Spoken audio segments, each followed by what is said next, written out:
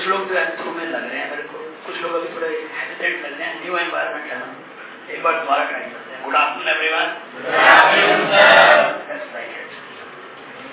First of all I must start with congratulating you in the sense that आपने पहला step लिया है, medical non medical की choice की है, you have not opted for humanities or commerce, so you have given yourself a better chance to do hard work, better chance to become successful. ऐसा नहीं है कि सिर्फ आप ही लोग सक्सेसफुल होंगे, बट आप लोगों ने जो चॉइस की है, जो भी आपने मेडिकल या नॉन मेडिकल स्ट्रीम का चॉइस किया है, that gives you more opportunities. उसमें आपको ज़्यादा चांसेस मिलेंगे सक्सेस तक पहुंचने के। So for that, I would like to congratulate you. अच्छी बात है। चलो कुछ पहले 2-3 बेसिक से सवाल पूछते हैं, कुछ क्वेश्चनों से स्टार्ट करते हैं। ओके, इंटरेस्टिंग क्वेश्चन से शुरू करते हैं पहले कोई। Okay, can you draw a square with 3 lines? Can you draw a square with 3 lines? So copy खोलो copy, शाबाश, करो कोशिश। Can you draw a square with 3 lines? या 3 लाइन्स के साथ एक स्क्वायर ड्रॉ कर सकते हो? देखो शाबाश, करो try. Draw a square with 3 lines? चलो मैं ड्रॉ करता हूँ, देखो कर दिया, दिखाओ, show me the work. Okay, not bad. But how it is square with 3 lines? Very good, very good. That's presence of mind.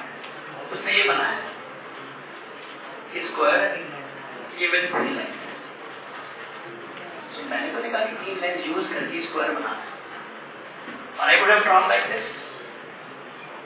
ये स्क्वायर है, ये 3 lines. It is also a square with 3 lines.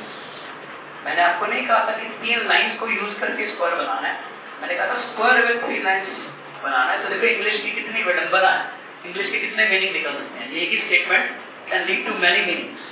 तो आप कौन सा opt करते हो वो आप पे डिपेंड करता है। एक और क्वेश्चन आराम से सोच के बताओ, टेल मी वो कौन है जो मन में है, जो दिल में भी है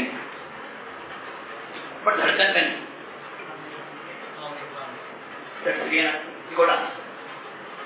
जो मन में है, दिल में है, मगर धड़कन में नहीं। धड़कन में कौन है?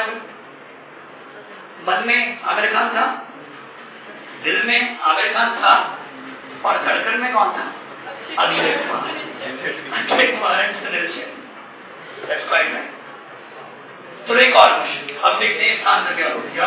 थोड़ा फ्लो में आ गए, अब एक क्वेश्चन और। चलो, 3 plus 4 is equal to 8. 3 plus 4 is equal to 8. How can it be possible? How it is possible? How it is possible? That is right. It is by ये जो मैं क्वेश्चन आपसे पूछ रहा हूँ, मैं आपको उसका लॉजिकल रीजन बताऊंगा, मैं क्यों पूछ रहा हूँ। आपको हंसाना मेरे को पसंद नहीं है, I am not here to make you laugh, but एक रीजन है जिसलिए मैं क्वेश्चन पूछ रहा हूँ। बहुत इजी बात, सबको पता चल जाएगा। जैसे सेलिब्रिटी कपल्स की बात करते हैं, let's talk about celebrity couples. आजकल बहुत चल रहा है कि विराट और अनुष्का, कौन सा जी? विराट एंड अनुष्का कंबाइन करके उसको क्या बोलते हैं? विरुष्का, विरुष्का या विनुष्का, जो मर्जी बोलो। ऐसे अगर मैं कंबाइन करूं Akshay and twinkle, Akshay and twinkle, तो क्या बना? अंकल। क्या बना जी? अंकल। अक्षय से उठाओ, ट्विंकल से अंकल उठाओ, तो क्या बन गया जी? अंकल। ऐसी एक और पॉपुलर चल रहा है जी, सैफ और करीना। क्या बना जी? Saif plus Kareena is equal to Saimu. Saf plus Karina is equal to Safina, or we can say what? Samu. The point of my question is very simple. कोई भी लेक्चर 100% सक्सेसफुली 100% यूजफुल तभी होता है when we feel it. Now what do I mean by lecture को feel करना? Lecture को feel करने का मतलब है दो इंपॉर्टेंट चीज। पहला, lecture should not be boring, it should be interesting. सबसे पहली बात तो ये, लेक्चर में इंटरेस्ट होना चाहिए। सेकेंड इंपॉर्टेंट बात, ये जो पहला काम है कि लेक्चर इंटरेस्टिंग है या नहीं है, that depends upon your teacher जो पढ़ा रहा है, वो लेक्चर को इंटरेस्टिंग बनाता है कि नहीं बनाता, ये उसका काम है। सेकेंड चीज जो लेक्चर को 100% सक्सेसफुल बनाती है, that depends on you, that is the students. वो है कि lecture has to be engaging. That means audience or the students must participate with full energy in the lecture. Lecture has to be a dialogue. See, आप अभी 10th class school में पढ़ के आए हो, वहाँ पे normally we don't use the word lecture, बहुत कम यूज करते हैं, but normally we use the word periods. आज अभी साइंस का पीरियड है, अभी मैथ का पीरियड है, अभी ऐसा पीरियड है, वो पीरियड है। अभी 11th 12th में जाके पीरियड वर्ड हट जाता है, क्या आ जाता है? Lecture. It is a very important thing related to lecture. What is that? Lecture has to be a dialogue. Now, what do I mean by the word dialogue? It should not be a monologue. It should not be when speaker comes, speaks, and listener just listens and goes away. It has to be a dialogue from both sides. Teacher should speak. At the same time, in between, students should also speak. अब students ने क्या बोलना है? या तो question का answer देना है या क्वेश्चन पूछना है, but student should engage with the teacher. Until unless you don't participate in the lecture, you don't engage in the lecture, lecture will not be 100% useful. That is the foremost point that you have to do. You should be always active listener, not a passive listener. Active listener होने का मतलब ही यही है कि जब आपको कोई चीज कम समझ आए, जब आपको लगे कि यार ये चीज क्लियर नहीं हुई, should be having the, you should not have any hesitation and should be able to ask. जितना आप पूछोगे, जितना आप engage करोगे, उतना आपकी learning permanent होगी। सिर्फ बैठ के अगर सुनोगे, तो फिर वो होता है क्या होता है, मैं उसको बोलता हूँ, होता है सत्संग। सत्संग में ऐसे ही होता है, जो स्पीकर होता है वो सुनाता है, और आपने कभी नोटिस किया हो, what do you mean by the word सत्संग? सत्य का संग, मतलब बता दो वो सच्ची बात नहीं रहा है, पर अल्टीमेटली जो सत्संग सुनता है उस पर कोई असर नहीं होता, वो दोबारा फिर सुनता है, उस पर फिर असर नहीं होता। क्यों? क्योंकि वो एंगेज ही नहीं कर रहा, वो पैसिव लिसनर है। और जब आप एक्टिव लिसनर बन जाते हो, फिर वो आप अपने अंदर इनकलकेट करना स्टार्ट कर देते हैं। So today's lecture is all about, आज हमने कुछ बेसिक चीजें क्लियर करनी है आपस में। देखो बेटा, 10th आपका है, 11th में आप आ गए। मैंने आपको आगे कहा कि you have done a very good thing. आपने मेडिकल नॉन मेडिकल की चॉइस करके एक अच्छा डिसीजन लिया, और जब आपने डिसीजन लिया, चाहे ये डिसीजन आपने खुद लिया, चाहे ये डिसीजन आपने अपने पेरेंट्स की नॉलेज के बेसिस के ऊपर लिया, चाहे ये डिसीजन आपने अपने फ्रेंड्स के साथ डिस्कस करके लिया, बट डिसीजन अल्टीमेटली आपने लिया। इस 10th क्लास में आप बैठे हो, ना आपके पेरेंट्स बैठे, ना कोई वो फ्रेंड जबरदस्ती आपको खींच के लाया। अल्टीमेटली जो भी डिस्कशन हुई, आप अल्टीमेटली खुद क्लास के अंदर इस टाइम पे प्रेजेंट हो, तो आपने डिसाइड किया। That is the most important thing for 11th। Till 10th we are studying social science, we are studying languages, we are studying mathematics, we are studying science and many extra things. 10th तक आपको कभी पूछा गया कि आप क्या opt करोगे? Were you given any choice? यार ये कर लो, ये कर लो। जो स्कूल का करिकुलम है, that was mandatory. आपको वो हर चीज करनी जरूरी थी जो स्कूल ने आपको कही। अब 11th में आते ही you are actually experiencing what I call democracy. आपको सबसे पहले ऑप्शन दी गई, ये या ये। आपने अपनी चॉइसेस देखी, आपने अपने इंटरेस्ट देखे, आपने प्रैक्टिकली उसको एनालाइज किया, आपने पेरेंट्स के साथ डिस्कस किया, then you have made a particular decision. तो सबसे इम्पोर्टेंट बात ये है, डिसीजन जब आपने लिया, बहुत इम्पोर्टेंट बात, जब आपने कोई भी डिसीजन लिया तो उसके साथ आती है रिस्पॉन्सिबिलिटी। समझ गए जी? जब भी आप कोई चीज डिसाइड करते हो कि अब मैं ये करूंगा, फिर you have to be responsible for that also. फिर आपको वो निभाना पड़ेगा। आप हर 2 दिन बाद, हर 3 दिन बाद अपने ही खुद के डिसीजन को क्वेश्चन मार्क नहीं कर सकते। आपको वो निभाना है, आपको उसको एंड तक लेके जाना है।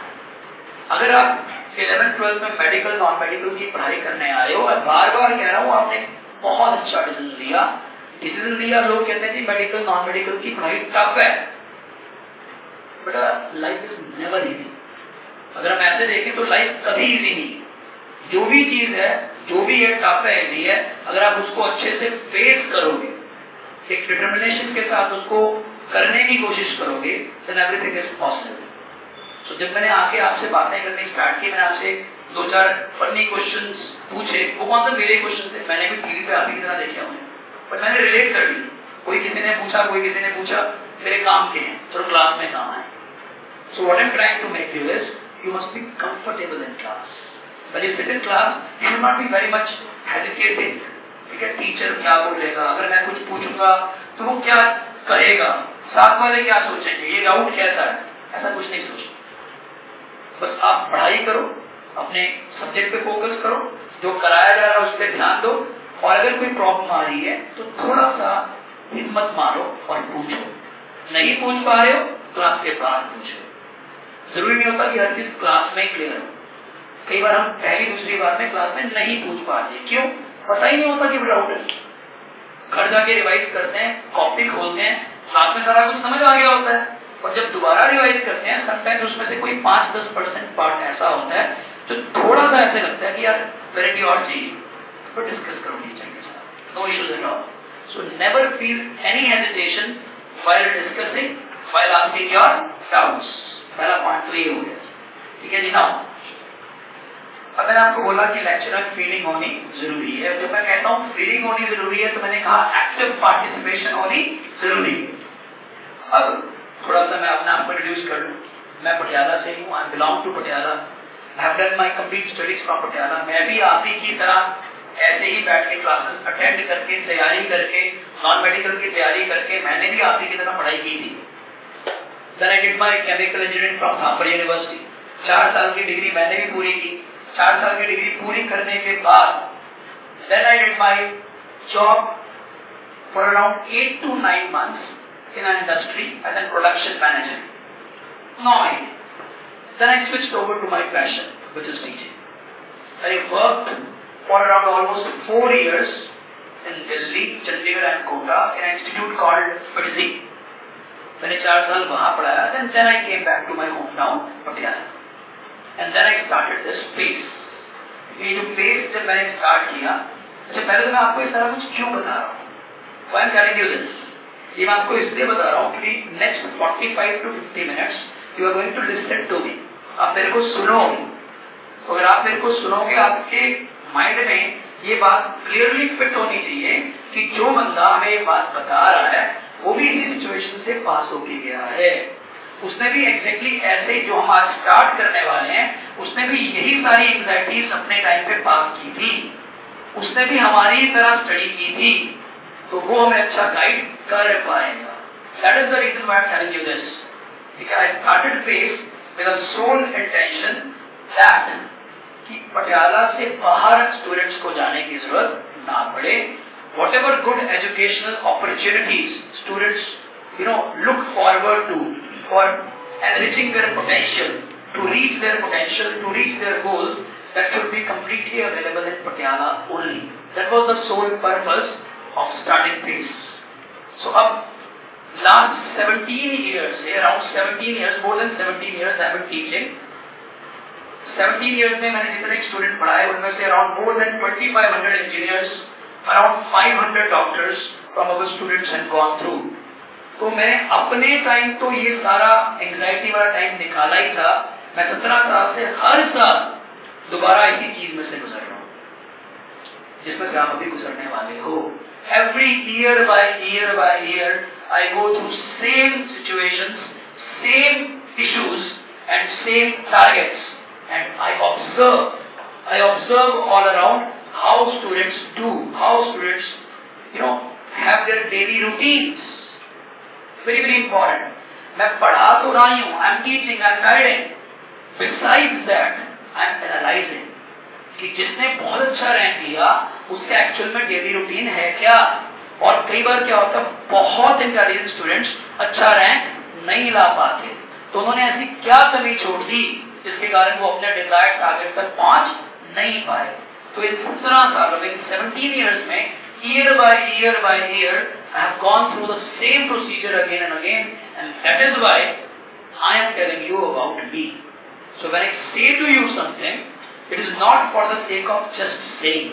मैं सिर्फ आपको बोलने के लिए वो बात नहीं बोल रहा. I can actually relate with it. They are all my personal experiences. और लोग कहते हैं जी ठोकर खा के समझ आ जाती है, आती है.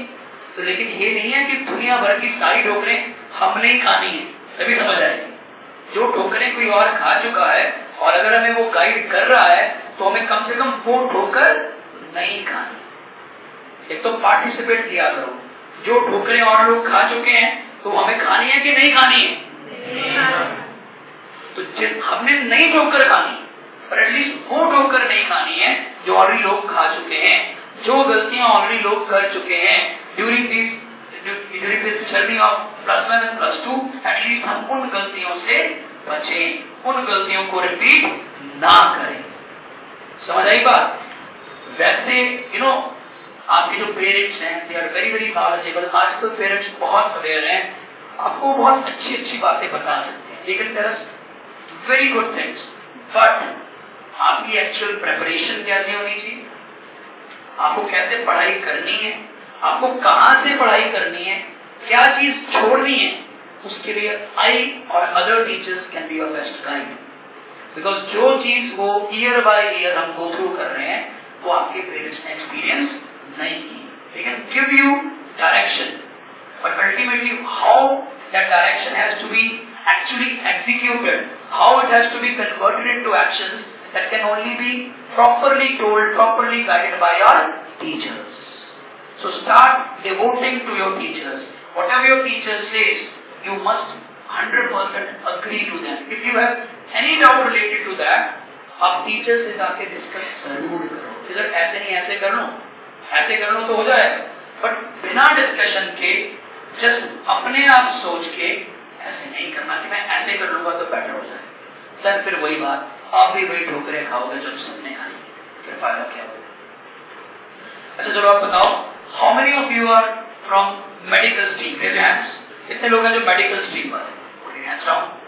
How many of non medical? हाथ खड़ा करो. Okay, hands down. नाउ हमें पता है कि मेरा एक छोटा सा सवाल है, my question very important question. हमने मेडिकल नॉन मेडिकल चूज किया. मैंने आपको बोला कि एक अच्छा चॉइस है. क्यों अच्छा चॉइस है? क्योंकि आपको ज्यादा क्या देता है? ज्यादा देता है अपॉर्चुनिटीज. क्या प्रोवाइड करता है जी? Opportunities to be successful. Ultimately आपने मेडिकल लिया, आप एक अच्छा डॉक्टर बनना चाहते हो. आपने नॉन मेडिकल लिया, you want to be a good engineer. You want to be an engineer और गुड इंजीनियर. जो इंजीनियर बनना चाहते हैं वो सिर्फ इंजीनियर बनना चाहते हैं, गुड इंजीनियर बनना चाहते हैं, गुड इंजीनियर. अगर नेक्स्ट एक आपसे क्वेश्चन ये है, यू थिंक, अच्छा जो इंजीनियरिंग की बात करते हैं नॉन मेडिकल के अंदर, हम इंजीनियरिंग करना चाहते हैं तो which is the most important institute in country जो हम चाहते हैं कि वहां चले जाए? कहाँ? क्या जी? IIT. जो बंदा इंजीनियर बनना चाहता है वो कहता है कि मेरे को कोशिश करके कहाँ पहुंचना है? IIT. और जो बंदा डॉक्टर बनना चाहता है वो कोशिश करता है कहाँ पहुंचना है? बेस्ट कॉलेज कौन है? एम्स, मौलाना आजाद दिल्ली, एम्स दिल्ली, ठीक है, जिपमर पौंडीचेरी. तो मुझे वहां पहुंचने की कोशिश करनी, मुझे I have tried to reach there. Why there? Why an engineering student wants to be an IITian? The reason is more than 95% IITians are successful. Why a person who is pursuing medical wants to become a doctor from Kaynes or from a college like TMC Ludhiana, from Government Medical College Patiala? Why?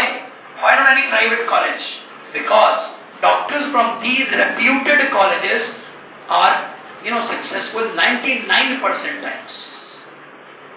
मतलब मेरा point बहुत simple है. Again वही, मैं ये कभी नहीं कहता कि डॉक्टर और इंजीनियर के बिना कोई और सक्सेसफुल नहीं हो सकता.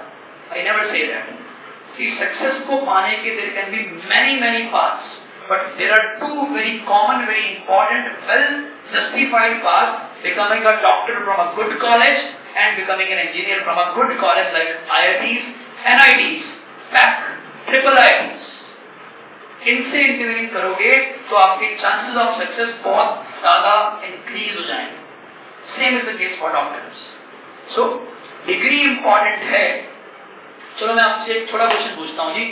आप लोग आप 11th में आ गए, बड़े दिल से जवाब देना. तो मैं पूछूंगा, कोई बहुत सोच के जवाब नहीं देना, जो आपके दिमाग में जवाब आएगा वो देना. आप आज क्लास में बैठे हो, ठीक है, आप 11th क्लास में स्टडी करने के लिए रेडी हो. आपको एक इंस्टीट्यूट ऑप्शन देता है, आपसे आगे पूछा जाता है कि हमारे पास दो तरह के टीचर्स अवेलेबल है, एक बीएससी वाले और एक जो खुद इंजीनियर है आईआईटी से या एमबीबीएस डिग्री करी हुई है मेडिकल कॉलेज से. आप किससे पढ़ना चाहोगे बताओ? एक बीएससी वाला और एक मेडिकल डॉक्टर है खुद या आईआईटी का इंजीनियर है, आप किससे पढ़ना चाहोगे? जल्दी बोलो जी. बीएससी वाले से या आईआईटी वाले से? ना आपने मेरे से ये पूछा उसका एक्सपीरियंस क्या है, ना आपने मुझसे ये पूछा कि भैया वो पढ़ाएगा अच्छा कि नहीं पढ़ाएगा. आपने ही बीएससी वाले को चांस नहीं दिया. कमाल की बात, आपने खुद ही बीएससी वाले को चांस नहीं दिया. आपके अंदर से इंटेंशन ये आई नहीं नहीं नहीं आईआईटी वाले से पढ़ेंगे या एमबीबीएस डॉक्टर से ही पढ़ेंगे. मतलब जब आपने खुद ही, जिनको भी ज्यादा अवेयरनेस नहीं है कि कौन क्या है कैसा नहीं है, आपने भी डिग्री को प्रेफरेंस दी, तो भैया जो अच्छी अच्छी कंपनियां हैं तो वो किसको पहले मौका देंगे? अच्छे कॉलेज के इंजीनियर्स को या किसी भी पर्सन को? अच्छे कॉलेज के इंजीनियर्स को. तो लास्ट बार मैं आपसे क्लैरिफाई करता हूं, जब मैंने आपको ऑप्शन दी कि भैया आप क्या करोगे, आप एक पीएचडी वाले टीचर से पढ़ोगे, और मैं आपको बता दूं, मैं आपको ऐसे बहुत सारे टीचर बता सकता हूं जिन्होंने खुद इंजीनियरिंग नहीं की, वो खुद डॉक्टर नहीं है, लेकिन वो ऑसम टीचर्स हैं, ब्रिलियंट टीचर्स हैं. बट फिर भी जब मैंने आपको एक ऑप्शन दी, आपने फटाफट से चूज किया आईआईटी वाला पढ़ाए तो और मजा आ जाए, डॉक्टर पढ़ाए तो और मजा आ जाए. तो जब आपने खुद ही चांस नहीं दिया किसी नॉर्मल कॉलेज की डिग्री को, तो अगर आपने भी नॉर्मल डिग्री करी तो आप कैसे एक्सपेक्ट करते हो कि लोग आपको चांस पहली बार नहीं देते? वही क्वेश्चन दोबारा रिपीट. अब आईआईटी वाला आया, आपने कहा जी आईआईटी वाले से पढ़ेंगे या डॉक्टर से पढ़ेंगे, ठीक है जी. उसने आपकी बात मानी, डेमोक्रेसी है भाई, मानना पड़ेगा. मानना शुरू किया, उन्होंने भेज दिया जी एमबीबीएस वाला या आईआईटी वाला. उस बंदे को पढ़ाना ही नहीं आता, आपने रिजेक्ट कर दिया, फिर बीएससी वाले को चांस मिल गया. बट कंक्लूजन है, अच्छी डिग्री आपको हमेशा फर्स्ट चांस दिलवाती है. Always it ensures that you end up getting first chance wherever you know aspire for. मैं आपको इसके बहुत सारे एग्जाम्पल दे सकता हूं कि जब कोई कंपैरिजन की बात आती है तो किसी भी ने जो अच्छे डिग्री से, अच्छे कॉलेज से डिग्री की होती है, उसकी वैल्यू कुछ और ही बन जाती है. मैं आपको आपके घर का एग्जाम्पल देता हूं.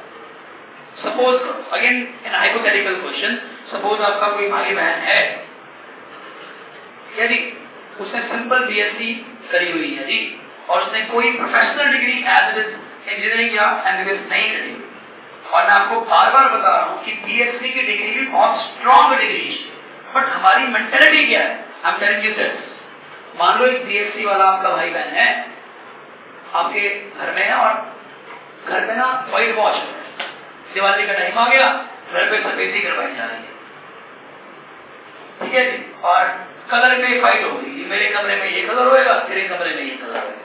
कलर को लेके सबकी आपस में डिस्कशन हो रही है. वो जो बीएससी वाला था उससे पूछा गया तू कौन सा कलर चाहता है? ये चाहता हूँ जी. जो कलर उसने चूज किया वो थोड़ा महंगा था, वो जो कलर था वो थोड़ा महंगा था. पेरेंट्स ने कहा कुछ 100 का खरीदना है. वही अगर उस बंदे ने डिग्री की होती है आईआईटी से, एमबीबीएस से, हम बेटा कौन सा कलर चाहिए, बात करने का ढंग ही बदल जाता है. बेटा कौन सा कलर चाहिए पापा? ये अच्छा, ये कौन सा, कोई बात नहीं, यही हो. घर में ही वैल्यू बदल जाती है तो बाहर तो वैल्यू बदलती ही है. See, we cannot change the realities around us. We should not always try to fight with the reality. We should try to mold ourselves also.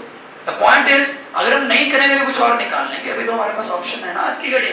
आज तो हम हार्डवर्क कर सकते हैं, आज तो हम खुद भी डॉक्टर या इंजीनियर बन सकते हैं. तो फिर क्यों ना बने, क्यों ना हम एक कोशिश करें, क्यों ना हम एक एफर्ट मारें स्ट्रॉन्ग वाली कि हम भी डॉक्टर और इंजीनियर अच्छे कॉलेज से बन पाए.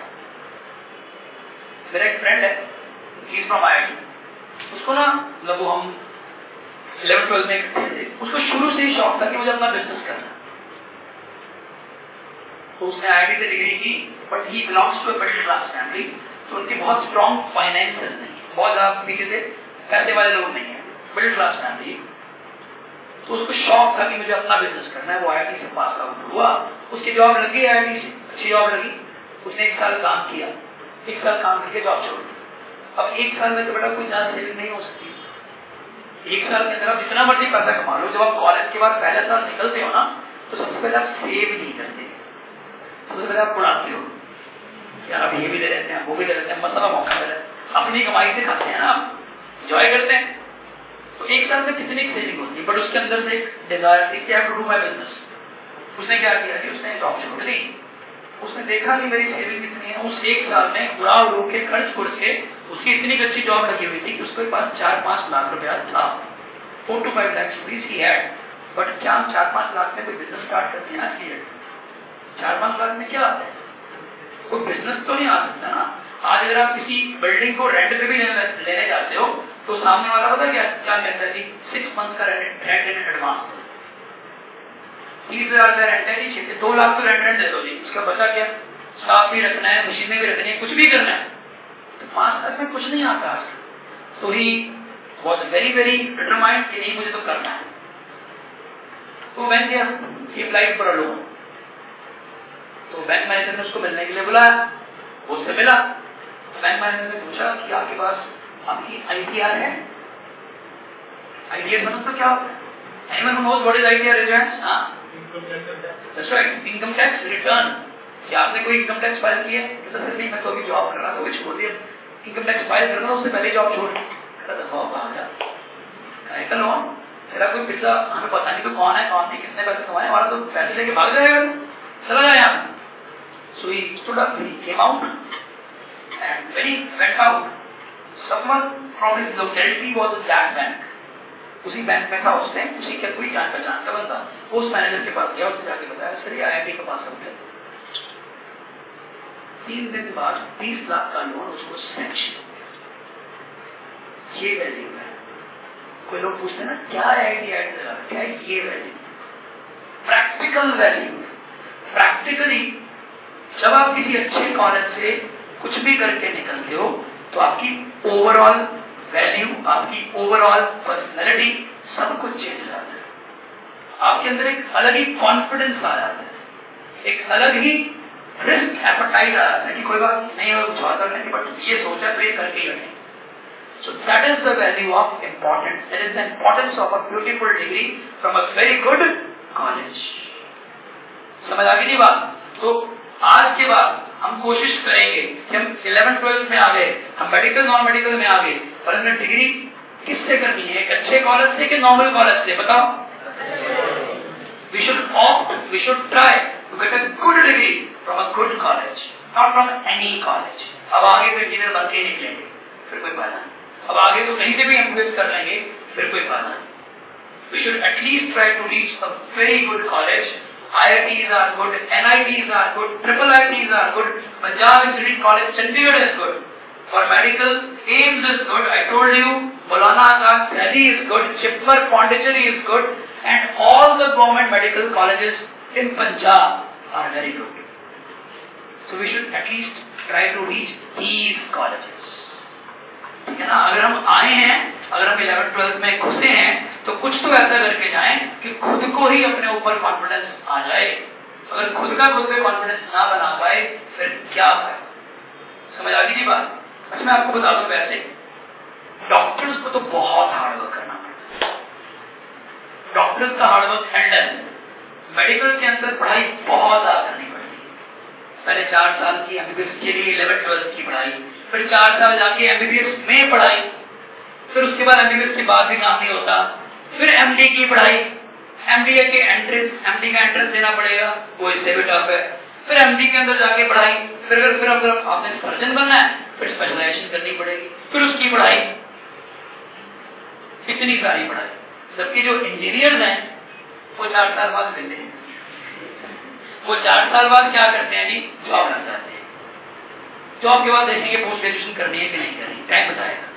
अब इंजीनियरिंग वाले जनता तो खुश हो गई, चलो शुक्र है मेडिकल आप अरे आपने नोटिस नहीं किया तो मैंने आपको परसेंटेज सक्सेसफुल लोगों का परसेंटेज बताया था, तो मैंने आईआईटी वालों का 95% बताया था और डॉक्टर्स का 99% बताया।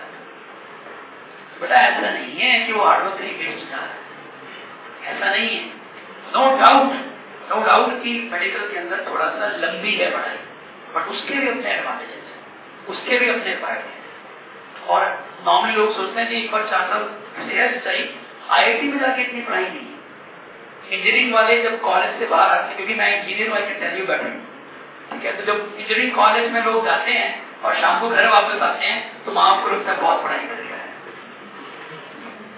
जबकि असल में पढ़ाई क्या नहीं थी, नहीं ऐसा तो करना है, इतनी भी कम पढ़ाई की। But yes, doctors have to work very hard and they deserve the respect in the society which they have. Ultimately yes, doctor जब काम करते हैं ना मर्जी पे, मैं तो 4 से 5:30 के बीच में देखता हूँ, बस 5:30 के बाद आओगे ना भाग ना, मैं नहीं मिलूंगा।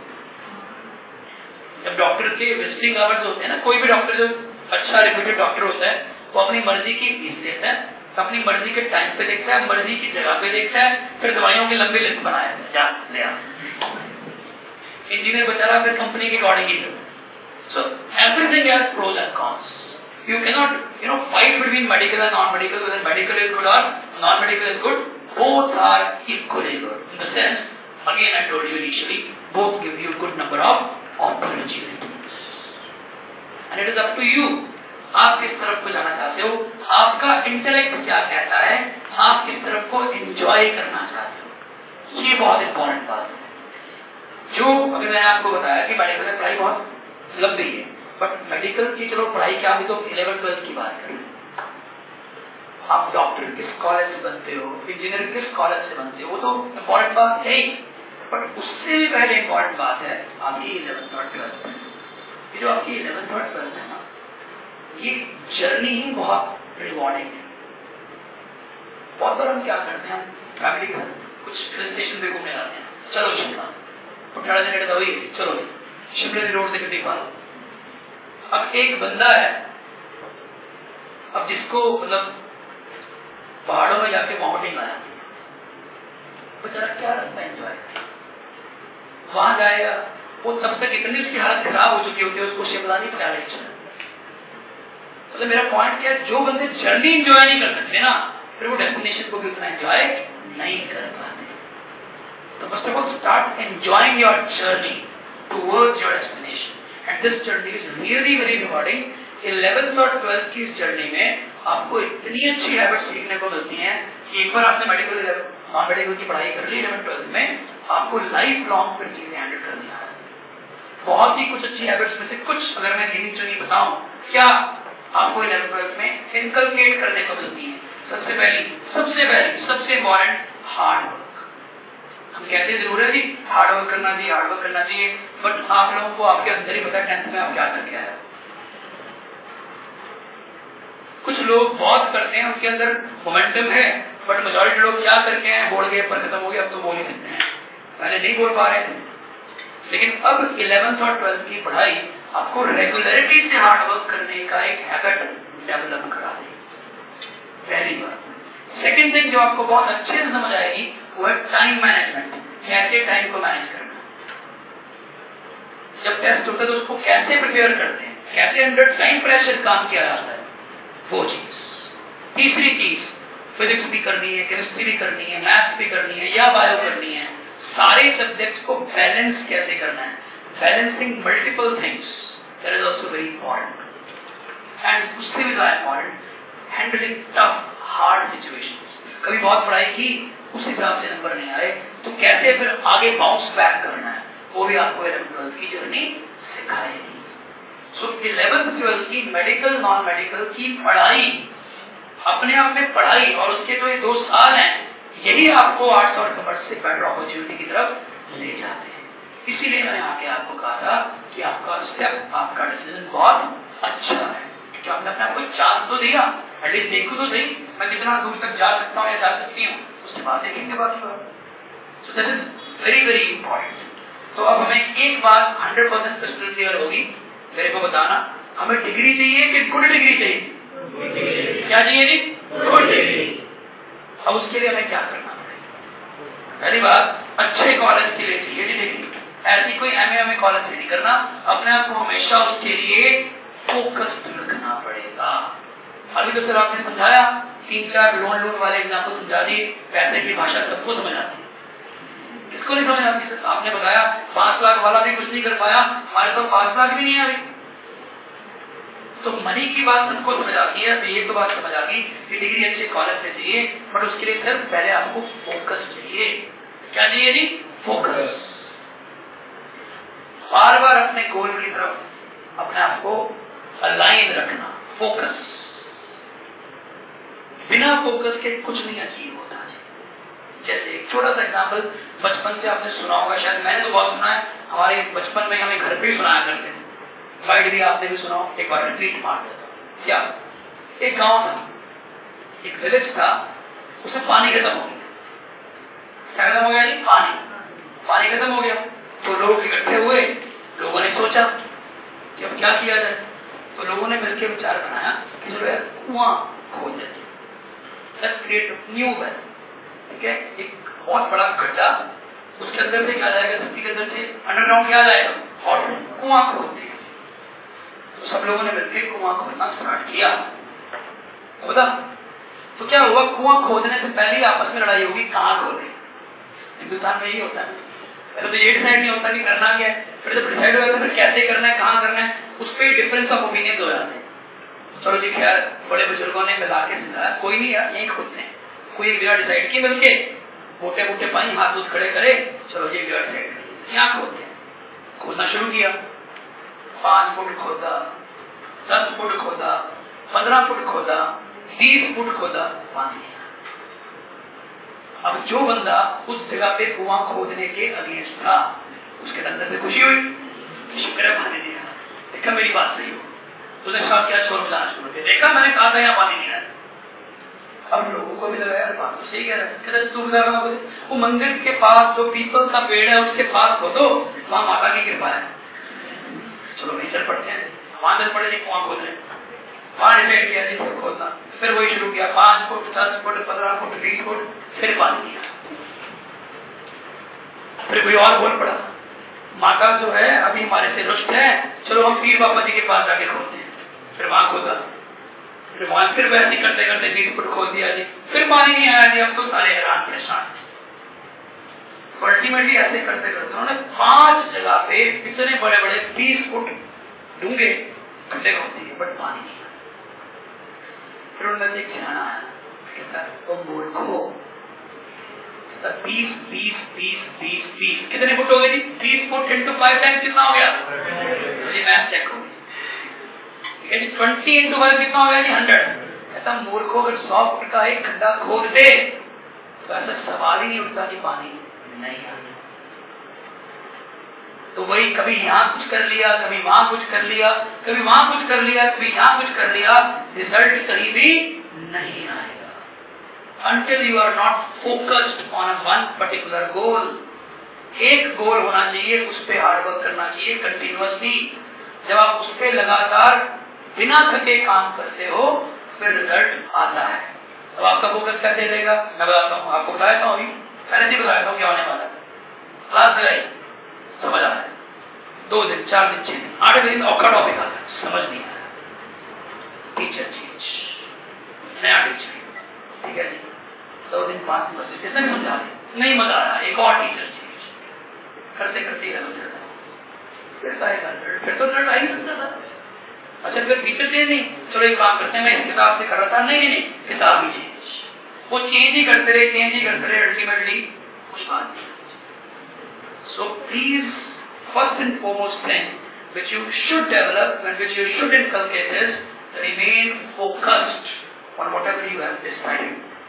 आसपास बहुत कुछ कहने वाले बहुत लोग मिलेंगे, हिंदुस्तान में एडवाइस देने वालों की कमी आपको पता है नहीं है, और उसी को आप एक बार देके देखो, उसी की तरह की एडवाइस फिर वो लेने को तैयार नहीं है। मतलब पॉइंट बहुत साफ है, आप अपना फोकस सही रखो, दूसरों की बातों में आने की जरूरत नहीं है। That is very important. आप अपना फोकस सही रखो। चलो अब फोकस की बात आ गई, फोकस ठीक कर लिया, नहीं सर फोकस कर लिया। अब उसके बाद अब फोकस की बात से मैं आपको बात बताता हूं कि क्या, मान लो एक बंदा है, उसने चल के कहीं जाना है, कोई व्हीकल नहीं है, कोई कन्वेंस उसके पास नहीं है, उसने चल के नहीं जाना है और वो रोड बहुत खराब है, बहुत ही ज्यादा खराब है और उसने वॉक करते हुए जाना है, बहुत कंकरों पत्थरों वाली रोड है, उसने वॉक करके जाना है, वो कंफर्टेबली जा सकता है। कैसे? कैसे? किसी ने बोला, सही बोला, बोलो। हाँ, बूट पाके, अच्छी क्वालिटी के बूट पाके, अच्छे शूज पाके, एक पुअर रोड के ऊपर जिसमें बहुत सारे पत्थर हो, एक अच्छे से सॉफ्ट से शूज पाके वो चला जाएगा, कोई दिक्कत नहीं आएगी। So when you are traveling on a very poor condition road, you can travel comfortably if your shoes are good. Take a vice versa case. उल्टा सोचो, शानदार रोड है, जीटी रोड है, मक्खन मलाई, ठीक है, बिल्कुल है, प्लेन रोड है, गड्डियां पत्तियां जा रही हैं, बिल्कुल साफ साफ रोड है, उसे वॉक कर ही रहोगे अपना, बट थोड़े पत्थर पाते जूते आपके शूज के अंदर ही स्टोन डाल दिए, कंकर डाल दिए। अब बताओ इतनी बड़ी अच्छी रोड हो गई, मतलब पॉइंट बहुत साफ है, बिल्कुल नंगे पैर जा सकते हो, you can change your that shoes ना, नंगे पैर भी स्थिति कर। मतलब मेरा पॉइंट ये है कि इफ वो जो जूता था वो आपका दिमाग है, अगर दिमाग में पत्थर पड़ गए ना, फिर आसान चीज में मुश्किल लगनी शुरू हो जाती है। लेकिन अगर दिमाग साफ है, फोकस क्लियर है, पता है क्या करना है, फिर जितनी मर्जी हार्ड सिचुएशन आ जाए, फिर आप उस पर कंफर्टेबली वॉक करना स्टार्ट कर देते हैं। तो make your focus steadfast, determined, नहीं हिलना, करना है, बिल्कुल करके ही हटना है, बिना उससे हटना ही नहीं है। एग्जैक्टली मतलब इसी की तरह मैं बता रहा हूँ, कई बार क्या होता है, कई बार हम पढ़ाई बहुत अच्छे से दिल से शुरू करते हैं। देखो, I have told you that I have gone through this 11th and 12th at least 16-17 times. If I include my 11th 12th, it will be 18 times. हर साल मैं ये चीज देख रहा हूँ, तो मैं एक्सपीरियंस कर रहा हूँ, कुछ लोग बहुत अच्छी डिटरमिनेशन के साथ काम स्टार्ट करते हैं, प्रेस स्टार्ट देते हैं, लेकिन उनका पास उनके रास्ते में आया है। कैसे? वो फिर अपने पिछले नंबर देखने जाते हैं और अपने दोस्तों के वो भी है नंबर, यार ये तो बहुत टॉप पर आदमी है, इसके साथ कॉम्पिटिशन करना पड़ेगा, रॉखा जी है। तो मतलब अपने ऊपर इतना कॉन्फिडेंस नहीं है कि मैं करूंगा कि नहीं करूंगा, दूसरे के ऊपर अपने से भी ज्यादा कॉन्फिडेंस है, वो तो कर लेगा, मेरे से नहीं होगा, उससे हो जाएगा, मेरे से नहीं होगा। और यहाँ पे मैं एक बड़ा सिंपल सा एग्जाम्पल लेता हूँ, पटियाला से चले, दिल्ली जाना है by road, you are travelling by car, आपकी फैमिली आपके साथ एक कार में है, आप एक कार में जा रहे हैं, रोड पे बहुत सारी कार आ रही है, वो भी दिल्ली की तरफ जा रही है, बहुत सारी कारें आपको पीछे छोड़ के चलेगी, फुल स्पीड में निकल गई, आप दिल्ली पहुंच जाएंगे 2 घंटे पहले, आप आराम से पहुंचोगे। नहीं, आप पहुंचोगे थोड़ी, आपको गुस्सा था, उसकी कार आगे निकल गई, साइड कर रहा हूं, हम तो ये रुके, हम तो जा ही नहीं सकते, वो तो फास्ट निकल गया, यही तो मेंटेलिटी है, अरे वो तो फास्ट निकल गया ना, मैं तो दिल्ली पहुंच ही नहीं पाऊंगा ऐसे सिचुएशन। तो भैया आपको पता है प्रैक्टिकली क्या होता है, जो बंदा फास्ट गया उसने भी दिल्ली में पहुंचना था, जो बंदा स्लो जा रहा है उसने भी अल्टीमेटली दिल्ली को पहुंचना है, जर्नी वही है, हैव सम पेशेंस। अगर वो स्लो कार वाला वही पहुंचना आता है, लेकिन अगर उसके मन में ही आ गया कि मुझे फास्ट कार वाले को पीछे हटाना है, तो उसका तरीका अपनी गाड़ी को रोक के साइड पे लगाना नहीं है। उसके लिए सबसे पहले तो उसको अपना जो ट्रेवल है वो कंटिन्यू करना पड़ेगा। क्या पता दिल्ली जाते जाते सोनीपत के पास वो दूसरी फास्ट कार वाला ब्रेक ले, लंच डिनर करे, और आप ना करो, आप पहले पहुंच जाओ। आपने उस सिचुएशन को आने से पहले ही अपनी हार मान ली, अरे यार नहीं, मैं तो हार ही ना। So do not get frightened from your past. If you are not that strong academically in past, that does not mean that you cannot be strong academically in future. That is a real fact. Why? एक 70-75% वाला बंदा और एक 90% वाला बंदा 10th का 9th का जो भी स्टूडेंट है, ये कोई गारंटी नहीं है कि 90% वाले का ही रैंक अच्छा आना है और 70% वाले का रैंक पीछे आना है। कभी भी नहीं ऐसा, ऐसा कभी नहीं। बहुत सारे बंदे मैंने ऐसे देखे हैं 60-65% वाले जिन्होंने IIT क्रैक करा है। तो ये तो अपनी सोच है, एटीट्यूड है। जितना स्ट्रॉन्ग एटीट्यूड को बनाओगे, जितना अपने ऊपर मेहनत करने की इच्छा अब जगाओगे, उतना आगे जाओगे। अगर आपके पहले नंबर कम थे तो उसमें आपका दोष है, आपको माफ नहीं किया जा सकता, पर सिर्फ आपका नहीं। क्योंकि बहुत बार ऐसा हुआ कि जिस सब्जेक्ट के अंदर आप वीक रह गए, उस सब्जेक्ट में आपको स्कूल में टीचर से अच्छी सपोर्ट नहीं मिली, आपको उतना अच्छे से समझाया ही नहीं गया। वो एकदम से आपको मुश्किल लगना शुरू हुआ, बस वो मुश्किल बनता चला गया।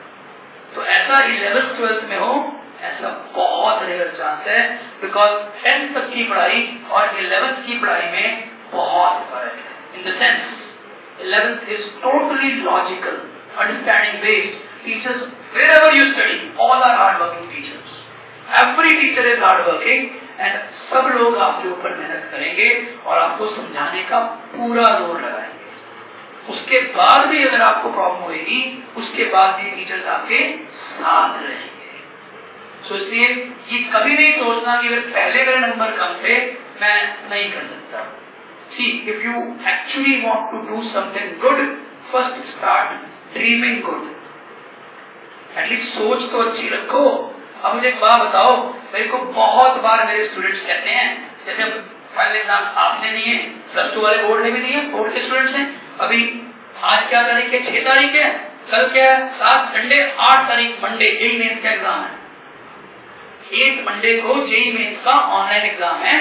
तो उससे पहले बच्चे आके कंफ्यूज होकर सर पूछते हैं मेरे से, सर हो जाएगा?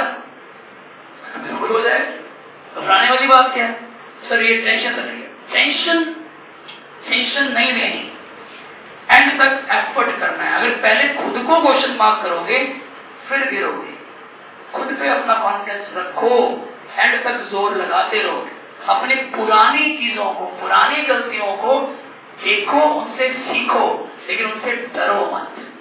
ये मत सोचो कि वो गलती मैं दोबारा करूंगा, उसी को रोको, आगे बढ़ो, सब बात हो जाएगी। अब मैं आपको एक बहुत सिंपल बात बताता हूँ। आप लोग बैठे हैं यहाँ पे, मेजॉरिटी 11th 12th में 3 तरह के स्टूडेंट्स होते हैं। स्टूडेंट्स जो होते हैं 3 तरह के होते हैं। 3 तरह के स्टूडेंट हैं। कौन कौन से? उनके कुछ नाम रखे हुए हैं, मैंने आपसे शेयर कर देता हूँ। हर टाइप को भी नाम दे दिए। एक नाम है जी, हिंदी में लिखता हूँ, बोलना जरा क्या लिखा है? क्या है? क्या मतलब है उसका? अब यही तो हमारी विडंबना है ना, हिंदुस्तान में होके हिंदी नहीं आती। पर्यायवाची, पर्यायवाची तो समझते हैं, सिनोनिम, वो समझ आता है। पर्यायवाची और सिनोनिम फॉर टारगेट, लक्ष्य है, ये मेरा लक्ष्य है। तो एक स्टूडेंट का नाम है टारगेट, ठीक है, इंग्लिश में।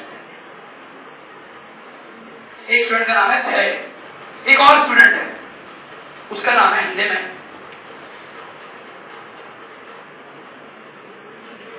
क्या नाम है जी? धीरज।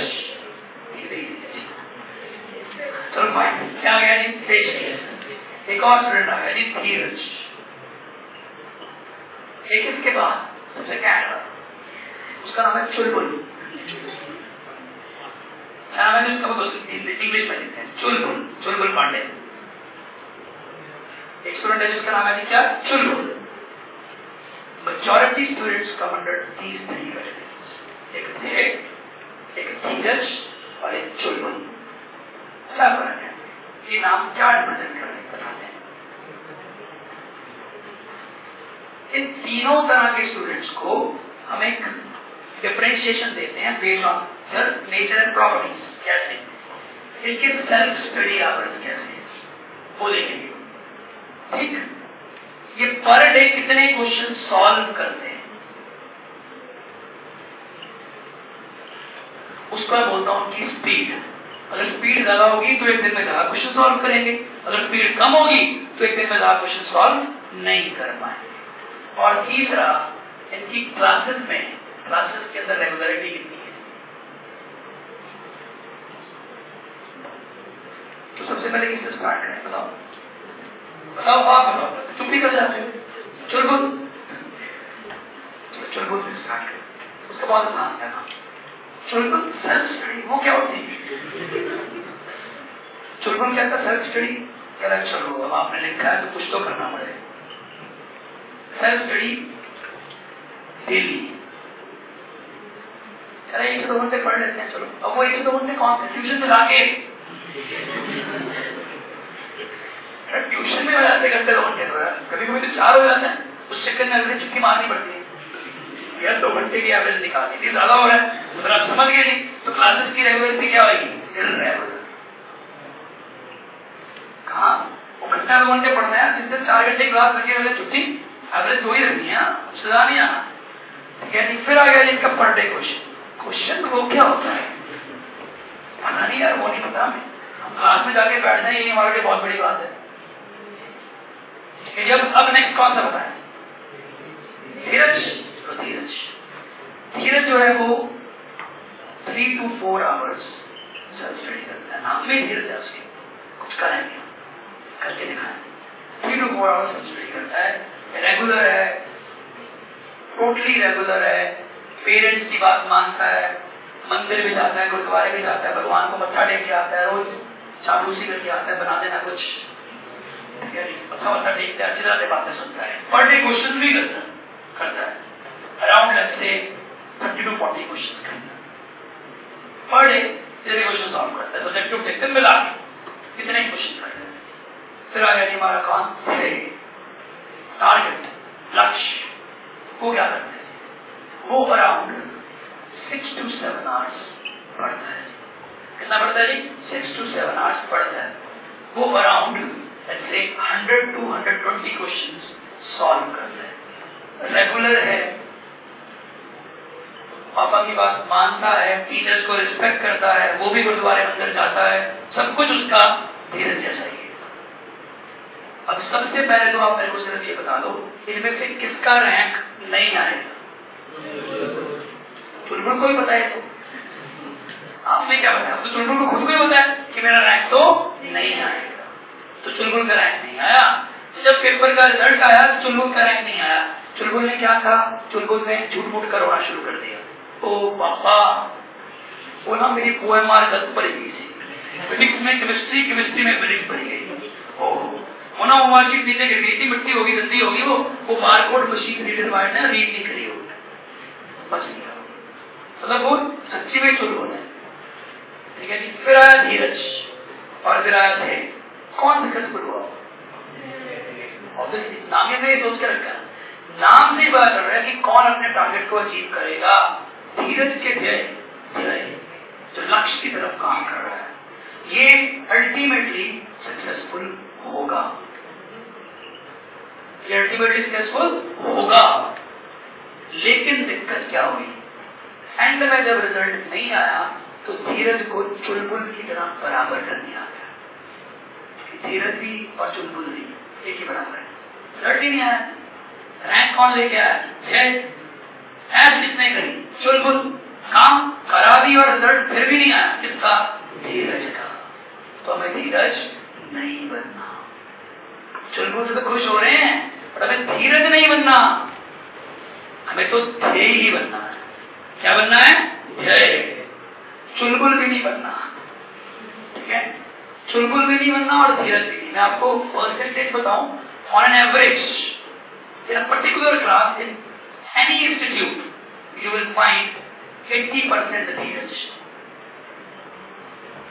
80% लोग ऐसे होंगे जो बहुत रूटीन फॉलो करेंगे, इतनी पढ़ाई भी करेंगे, इतने क्वेश्चन भी करेंगे, सबकी रिस्पेक्ट भी करेंगे और बात भी सुनेंगे, लेकिन बेचारे वो 80% धीरज सक्सेसफुल होने में रिस्क में ही रहेंगे, नहीं हो पाएंगे।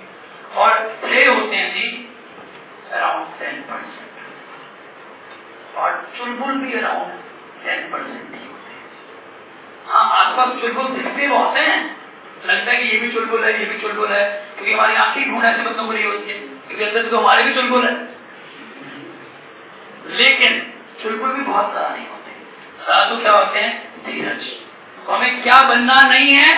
धीरज नहीं बनना। पहले तो क्या बनना है आपको? धीरज।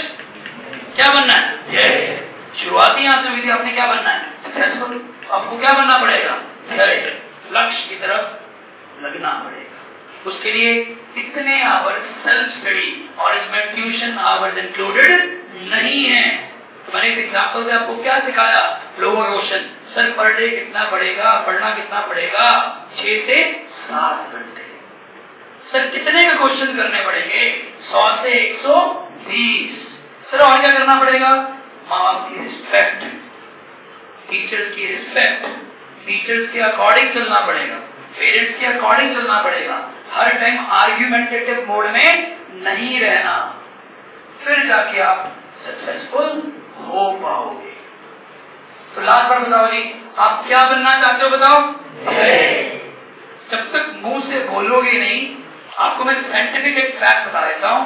जब हम ये बोलते हैं, जब हम बोलते हैं कि मेरे को ये नहीं आता, और हम 4-5 बार बोलते हैं ना, तो हमारा माइंड उसको रिसीव करना शुरू होता है और धीरे धीरे हमको भी सच्ची में आना बंद हो जाता है। अगर हम ये बोलना शुरू कर दें कि मैं ये कर लूंगा, अगर नहीं भी आता तो मैं ये कर लूंगा, 10-12 बार अपने मुंह से बोलना शुरू कर दो कि मैं ये कर लूंगा, और टाइम आएगा जो आप सच में उसको कर पाओगे। तो जो आज आपको बहुत इंपॉर्टेंट बात समझा रहा हूं, बता रहा हूं, वो ये है कि आपके जो टीचर्स हैं वो सिर्फ आपके सब्जेक्ट टीचर्स नहीं हैं, आपके 9th-10th की तरह नहीं है कि भाई आए पढ़ाया चला गया। वही आपके फ्रेंड्स हैं, वही आपके मेंटर्स हैं, वही आपकी प्रॉब्लम्स में आपको सोल्यूशन दे पाएंगे। आपको सिर्फ उनसे अपना प्रॉब्लम शेयर करना है, बताना है कि सर मैं ऐसे कुछ अटक गया हूँ, मैं मेहनत तो करता हूँ बट यहाँ मेरी आउटपुट कम हो रही है, तो वो आपको एक ट्रिक बताएंगे, आप ऐसे करते हो ऐसे ही कर लो। तो जैसे जैसे इश्यूज आएंगे, किसी के साथ आएंगे, किसी के साथ नहीं आएंगे, टीचर हमेशा आपकी हेल्प करेंगे। That is very very important.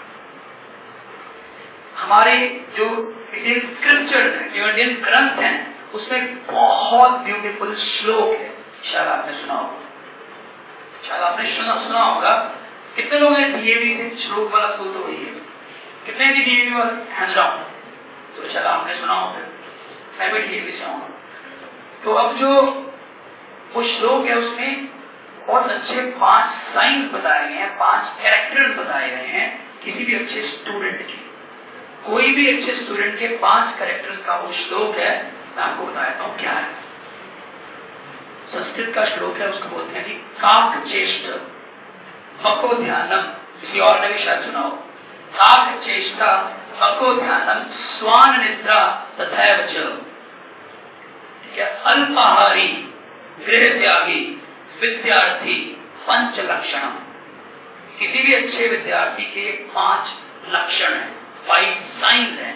आपको मैं हिंदी इंग्लिश में कन्वर्ट करके बताता हूँ क्या है।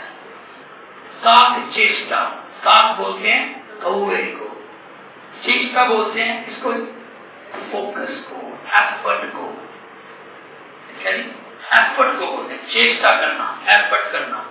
कौवे की हमने वो बचपन में स्टोरी सुनी हुई, आई am not repeating the story. Story याद है जी? वो थर्स्टी क्रो, क्या जी? वो थर्स्टी क्रो। अब तो पता नहीं उसके कितने वर्जन बन गए इंग्लिश हिंदी पंजाबी।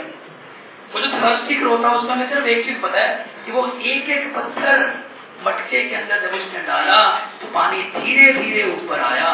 कंकर पे कंकर डालेगा तो पानी ऊपर आएगा। क्वेश्चन पे क्वेश्चन सॉल्व करोगे तो अपने टारगेट के पास पहुंचोगे। एफर्ट करनी पड़ेगी, क्वेश्चन पे क्वेश्चन सॉल्व करना पड़ेगा। फिर आया पको ध्यानम। पको बोलते हैं बगुले को। किसको बोलते हैं? बगुले को।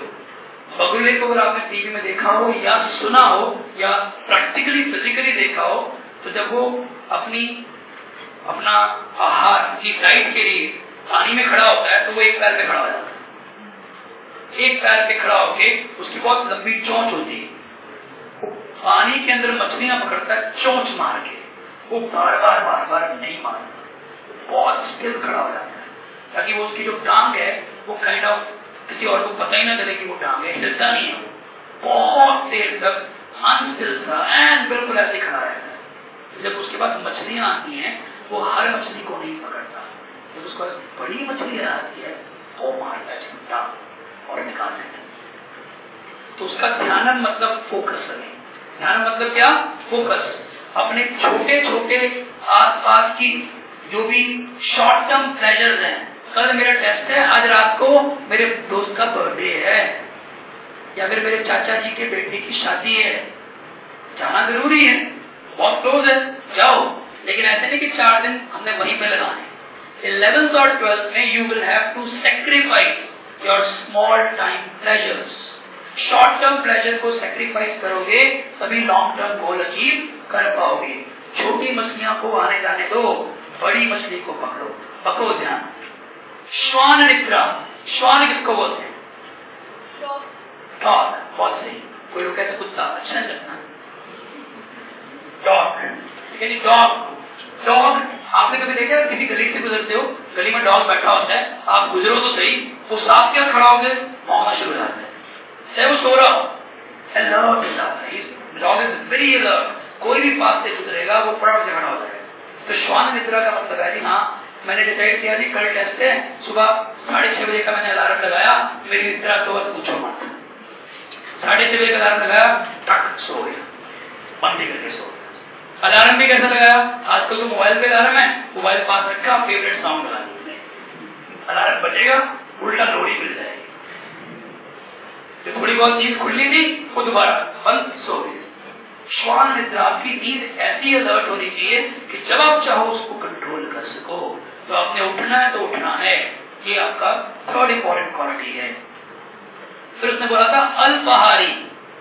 हमारी क्लास हुआ करेगी, हमारी क्लास का टाइम है 3:15 बजे, लोग 2 बजे लंच किया करेंगे, दबा के पराठे खाया करें। फिर 3:15 तो चल रहा है, कितने कंफर्टेबल है, आओ और नींदें पूरी करो। ऐसे नहीं करना। खाना है इतना जरूरी है। 11th 12th में you have to take liquid diet more than solid diet, drink juices more, solid food कम खाओ ताकि आपको नींद कम आए। अल्पाहारी मतलब कम खाने वाला। अल्पाहारी के बाद था गृह त्यागी। अब इसकी जो एक्चुअल मीनिंग पे मत चल जाना। गृह का मतलब होता है घर, त्यागी मतलब छोड़ने वाला, घर ही छोड़ना। ग्रंथों में लिखा है घर छोड़ना। गृह त्यागी का एक्चुअल मीनिंग है come out of your comfort zone. घर वो जगह है जहां पे बहुत ही ज्यादा क्या होते हैं, comfortable. So always try to get out your comfort zone to reach your goals. ये 5 इंपॉर्टेंट, बहुत इंपॉर्टेंट साइंस हैं किसके जी? इंपॉर्टेंटली अपने आप को सक्सीड कराने के लिए, अच्छा विद्यार्थी बनने के लिए। कॉपी में आपने कुछ नहीं लिखा, मैंने कुछ लिखवाया ही। अब मैं आपको सिर्फ 3 वर्ड लिखाऊंगा, उन तीनों को आपने लिखना है और बिठाना है मन के अंदर, करना है। What is the third alphabet of English? C. कौन सा अल्फाबेट है? सी। कौन से नंबर का?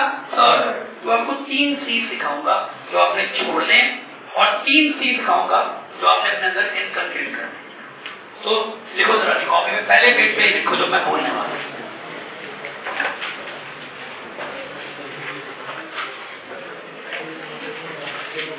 स्टॉप या 3 सी।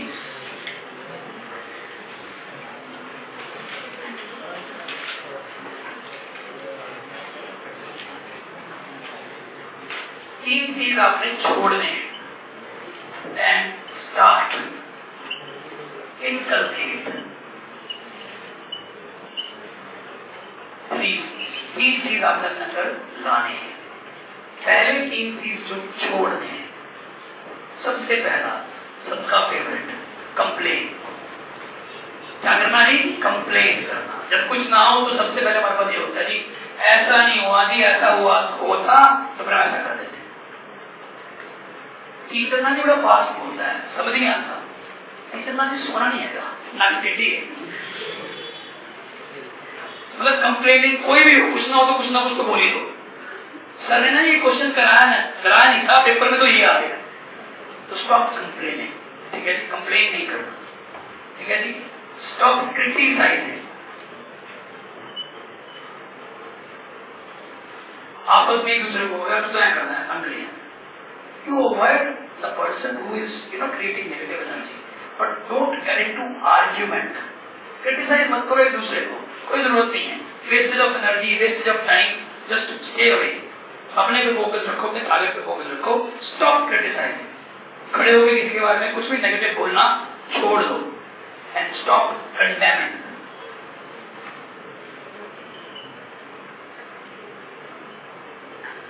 कंडेम करना, कंप्लेन करना, क्रिटिसाइज करना छोड़ दो।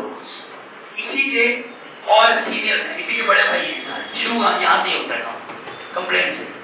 पहले कंप्लेन आता है, क्रिटिसाइज आता है, लड़ाई हो जाती है, कंडेम हो जाता है। कुछ नहीं करना।